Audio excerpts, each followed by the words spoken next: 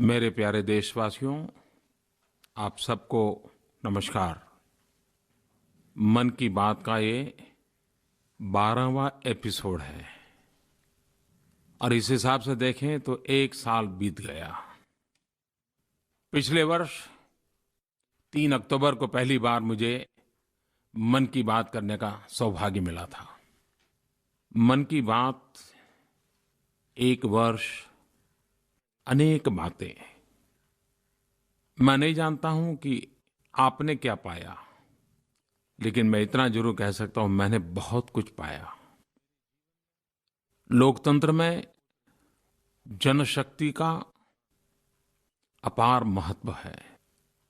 मेरे जीवन में एक मूलभूत सोच रही है और उसके कारण जनशक्ति पर मेरा अपार विश्वास रहा है।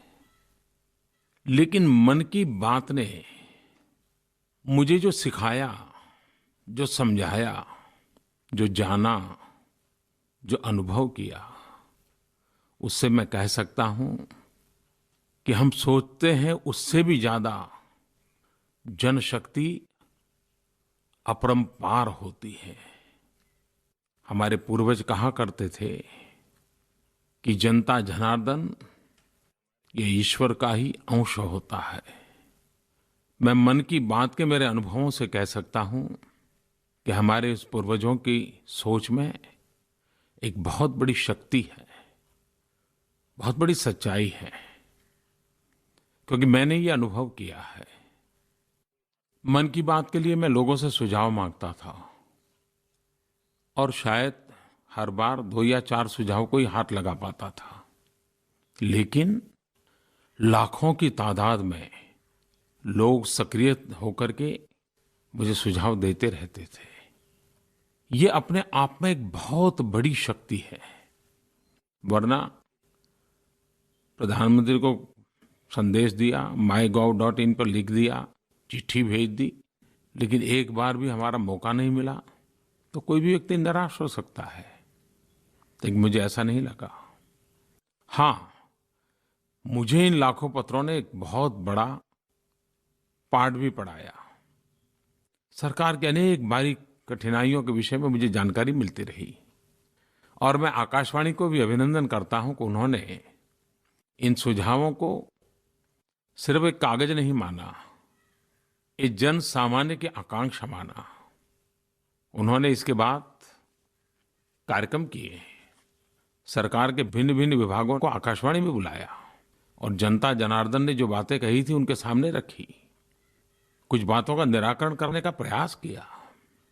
सरकार के भी हमारे भिन्न भिन्न विभागों ने लोगों के इन पत्रों का एनालिसिस किया और वो कौन सी बातें हैं कि जो पॉलिसी मैटर हैं, वो कौन सी बातें हैं जो पर्सन के कारण परेशानी है, वो कौन सी बातें हैं जो सरकार के ध्यान में ही नहीं है।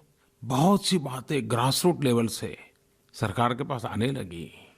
और ये बात सही है कि गवर्नेंस का एक मूलभूत सिद्धांत है कि जानकारी नीचे से ऊपर की तरफ जानी चाहिए और मार्गदर्शन ऊपर से नीचे की तरफ जाना चाहिए।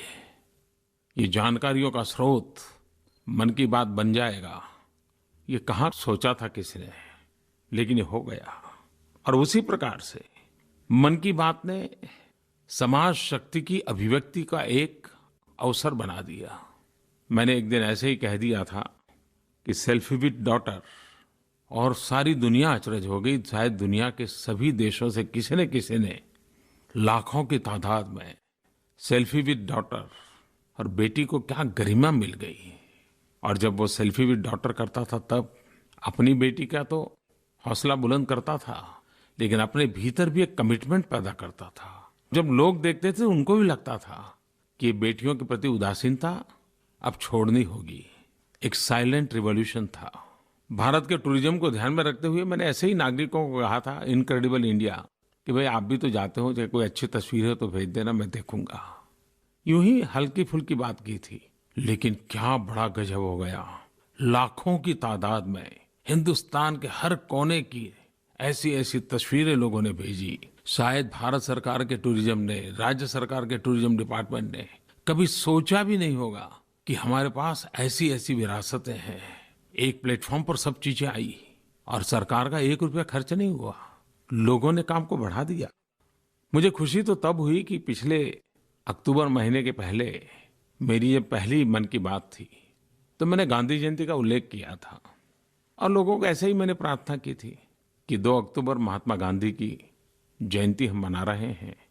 एक समय था खादी फॉर नेशन। क्या समय का तकाजा नहीं है कि खादी फॉर फैशन? और लोगों को मैंने आग्रह किया था कि आप खादी खरीदिए, थोड़ा बहुत कीजिए। आज मैं बड़े संतोष के साथ कहता हूं कि पिछले 1 वर्ष में करीब-करीब खादी की बिक्री डबल हुई है। अब ये कोई सरकारी एडवर्टाइजमेंट से नहीं हुआ है, अरबों खरबों रुपया खर्च करके नहीं हुआ है। जनशक्ति का एक एहसास, एक अनुभूति। एक बार मैंने मन की बात में कहा था, गरीब के घर में चूल्हा जलता है, बच्चे रोते रहते हैं, गरीब माँ, क्या उसे गैस सिलेंडर नहीं मिलना चाहिए? और मैंने संपन्न लोगों से प्रार्थना की थी कि आप सब्सिडी सरेंडर नहीं कर सकते क्या? सोचिए। और मैं आज बड़े आनंद के साथ कहना चाहता हूं कि इस देश के 30 लाख परिवारों ने गैस सिलेंडर की सब्सिडी छोड़ दी है और ये अमीर लोग नहीं हैं। एक टीवी चैनल पे मैंने देखा था कि एक रिटायर्ड टीचर, विधवा महिला, वो कतार में खड़ी थी सब्सिडी छोड़ने के लिए।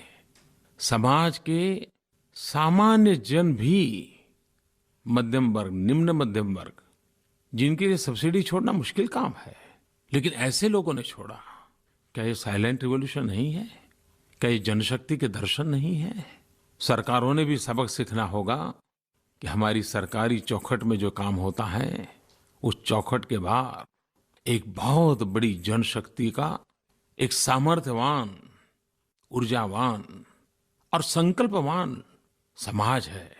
सरकारें जितनी समाज से जुड़ करके चलती हैं, उतनी ज्यादा समाज में परिवर्तन के लिए एक अच्छी कैटलिस्ट एजेंट का रूप में काम कर सकती है।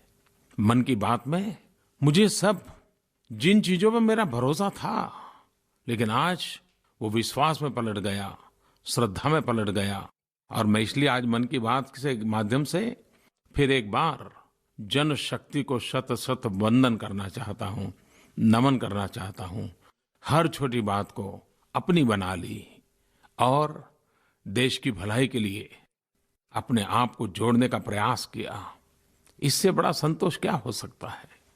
मन की बात में इस बार मैंने एक नया प्रयोग करने के लिए सोचा। मैंने देश के नागरिकों से प्रार्थना की थी कि आप टेलीफोन करके अपने सवाल, अपने सुझाव दर्ज करवाइए। मैं मन की बात में उस पर ध्यान दूंगा। मुझे खुशी है कि देश में से करीब 55,000 से ज्यादा फोन कॉल्स आए। चाहे सियाचिन हो, चाहे कच्छ हो या कामरूप हो, चाहे कश्मीर हो या कन्याकुमारी हो, हिंदुस्तान का कोई भूभाग ऐसा नहीं होगा जहां से लोगों ने फोन कॉल्स न किए हो। ये अपने आप में एक सुखद अनुभव है। सभी उम्र के लोगों ने संदेश दिए हैं। कुछ तो संदेश मैंने खुद ने सुनना भी पसंद किया, मुझे अच्छा लगा। बाकियों पर मेरी टीम काम कर रही है। आपने भले 1 मिनट 2 मिनट लगाए होंगे, लेकिन मेरे लिए आपका फोन कॉल, आपका संदेश बहुत महत्वपूर्ण है। पूरी सरकार आपके सुझावों पर जरूर काम करेगी। लेकिन एक बात मेरे लिए आश्चर्य की रही और आनंद की रही। वैसे ऐसा लगता है कि जैसे चारों तरफ नेगेटिविटी है, नकारात्मकता है, लेकिन मेरा अनुभव अलग रहा। इन 55,000 लोगों ने अपने तरीके से अपनी बात बतानी थी। बेरोक टोक था, कुछ भी कह सकते थे, लेकिन मैं हैरान हूं। सारी बातें ऐसी ही थी जैसे मन की बात की छाया में हो। पूरी तरह सकारात्मक, सुझावात्मक, सृजनात्मक। यानी देखिए, देश का सामान्य नागरिक भी सकारात्मक सोच लेकर के चल रहा है। ये तो कितनी बड़ी पूंजी है देश की। शायद 1% 2% ऐसे फोन हो सकते हैं कि जिसमें कोई गंभीर प्रकार की शिकायत का माहौल हो, वरना 90% से भी ज्यादा एक ऊर्जा भरने वाले, आनंद देने वाली बातें लोगों ने कही है। एक बात और ध्यान में मेरे आई, खास करके स्पेशली एबल्ड, उसमें भी खास करके दृष्टिहीन अपने स्वजन, उनके काफी फोन आए हैं। लेकिन उसका कारण ये होगा, शायद ये टीवी देख नहीं पाते, ये रेडियो जरूर सुनते होंगे। दृष्टिहीन लोगों के लिए रेडियो कितना बड़ा महत्वपूर्ण होगा, वो मुझे इस बात से ध्यान में आया है। एक नया पहलू मैं देख रहा हूँ और इतनी अच्छी अच्छी बातें बताई है इन लोगों ने, और सरकार को भी संवेदनशील बनाने के लिए काफी है। मुझे अलवर राजस्थान से पवन आचार्य ने, तो लाभ होगा ही होगा और हजारों कुम्हार भाइयों को रोजगार का अवसर मिलेगा। धन्यवाद। पवन, मुझे विश्वास है कि पवन की तरह आपकी ये भावना हिंदुस्तान के हर कोने में जरूर पहुंच जाएगी, फैल जाएगी। अच्छा सुझाव दिया है, और मिट्टी का तो कोई मोल ही नहीं होता है, और इसलिए मिट्टी के दिए भी अनमोल होते हैं। पर्यावरण की दृष्टि से भी उसकी एक अहमियत है, और दिया बनता है गरीब के घर में। छोटे छोटे लोग इस काम से अपना पेट भरते हैं, और देशवासियों को मैं जरूर कहता हूँ, आने वाले त्योहारों में पवन आचार्य की बात अगर हम मानेंगे तो उसका मतलब है कि दिया हमारे घर में जलेगा, लेकिन रोशनी गरीब के घर में होगी। मेरे प्यारे देशवासियों, गणेश चतुर्थी के दिन मुझे सेना के जवानों के साथ 2-3 घंटे बिताने का अवसर मिला। जल, थल और नभ सुरक्षा करने वाले हमारी जल सेना हो, थल सेना हो या वायु सेना हो, आर्मी, एयरफोर्स, नेवी, 1965 का जो युद्ध हुआ था पाकिस्तान के साथ, उसको 50 वर्ष पूर्ण हुए, उसके निमित्त दिल्ली में इंडिया गेट के पास एक शौर्यांजलि प्रदर्शनी की रचना की है। मैं उसे चाव से देखता रहा। गया था तो आधे घंटे के लिए, लेकिन जब निकला तब 2.5 घंटे हो गए, और फिर भी कुछ अधूरा रह गया। क्या कुछ वहां नहीं था, पूरा इतिहास जिंदा करके रख दिया है। एस्थेटिक दृष्टि से देखे तो भी उत्तम है, इतिहास की दृष्टि से देखें तो बड़ा एजुकेटिव है, और जीवन में प्रेरणा के लिए देखें तो शायद मातृभूमि की सेवा करने के लिए इससे बड़ी कोई प्रेरणा नहीं हो सकती है। युद्ध के जिन प्राउड मोमेंट्स और हमारे सेनानियों के अदम्य साहस और बलिदान के बारे में हम सब सुनते रहते थे।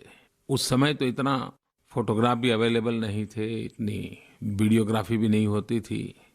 इस प्रदर्शनी के माध्यम से उसकी अनुभूति होती है। लड़ाई हाजी पीर की इतिहास बनाना चाहते हैं तो इतिहास की बारीकियों को जानना समझना जरूरी होता है। इतिहास हमें अपनी जड़ों से जोड़ता है। इतिहास से अगर नाता छूट जाता है तो इतिहास बनाने की संभावनाओं को भी पूर्ण विराम लग जाता है।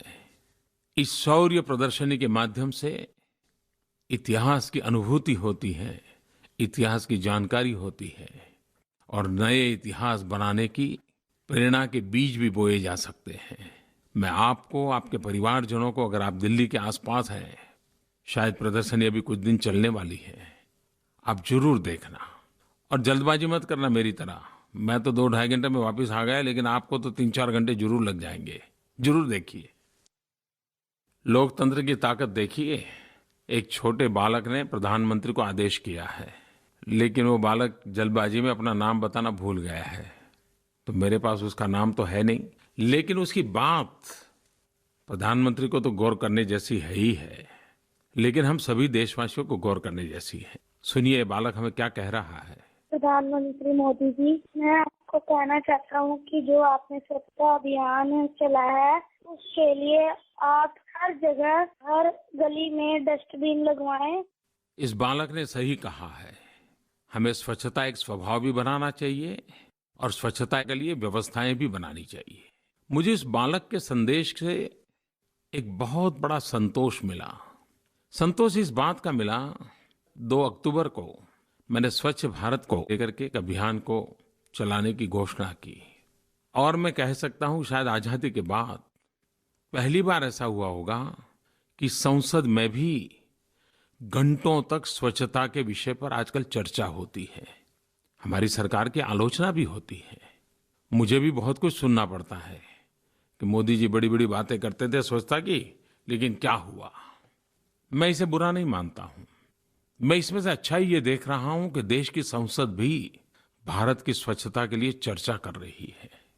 और दूसरी तरफ देखिए, एक तरफ संसद और एक तरफ इस देश का शिशु, दोनों स्वच्छता के ऊपर बात करें, इससे बड़ा देश का सौभाग्य क्या हो सकता है।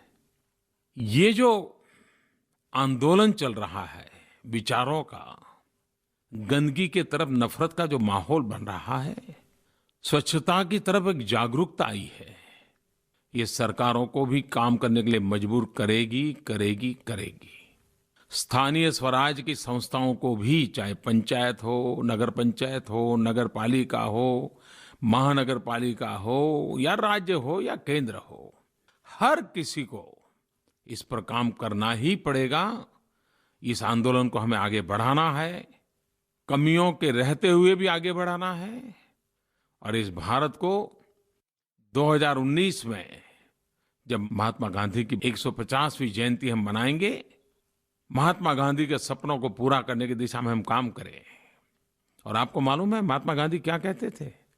एक बार उन्होंने कहा है कि आजादी और स्वच्छता दोनों में से मुझे एक पसंद करना है तो मैं पहले स्वच्छता पसंद करूंगा, आजादी बाद में। गांधी के लिए आजादी से भी ज्यादा स्वच्छता का महत्व था।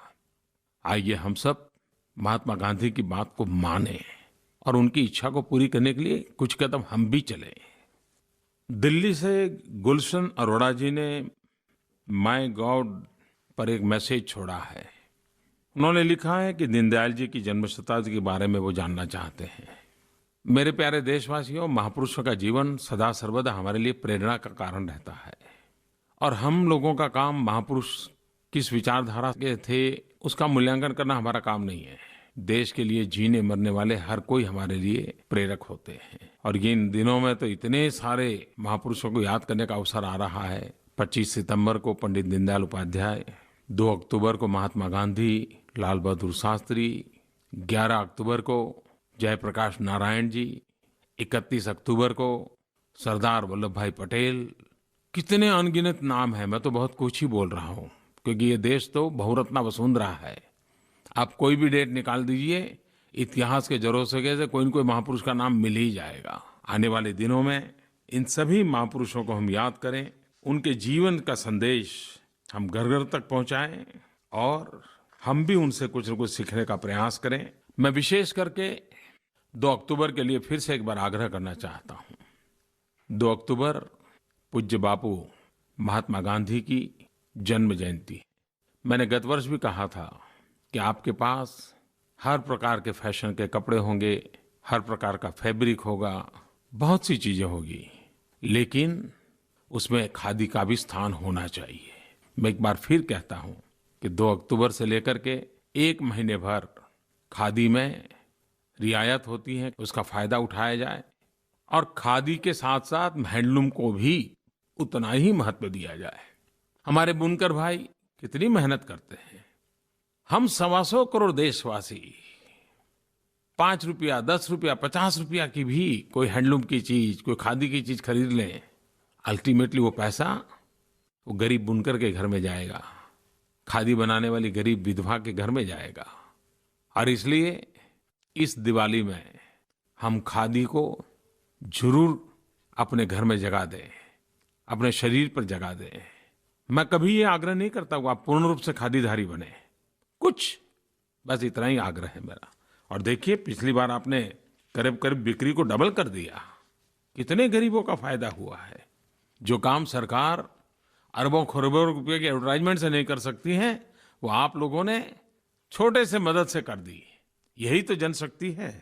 और इसलिए मैं फिर से एक बार उस काम के लिए आपको आग्रह करता हूं। प्यारे देशवासियों, मेरा मन एक बात से बहुत आनंद से भर गया है। मन करता है इस आनंद का आपको भी थोड़ा स्वाद मिलना चाहिए। मैं मई महीने में कोलकाता गया था और सुभाष बोस के परिवारजन मिलने आए थे। उनके भतीजे चंद्रा बोस ने सब ऑर्गेनाइज किया था। काफी देर तक सुभाष बाबू के परिवारजनों के साथ हंसी खुशी की शाम बिताने का मुझे अवसर मिला था। और उस दिन ये तय किया था कि सुभाष बाबू का बृहद परिवार प्रधानमंत्री निवास स्थान पर आए।